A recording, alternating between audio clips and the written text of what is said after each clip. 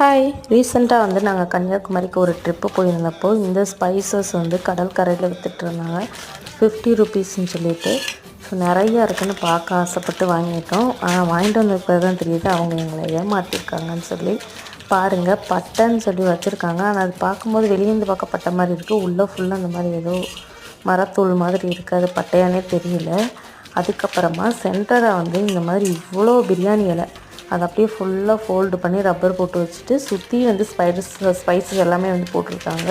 நாங்கள் வாங்கும்போது பார்க்கும்போது இந்த இலை கொஞ்சம் கூட தெரியவே இல்லை. அந்த மாதிரி கவர் பண்ணி லேயர் லேயராக போட்டிருந்தாங்க. இவ்வளோ தான் இதில் ஸ்பைசஸே இருக்குது.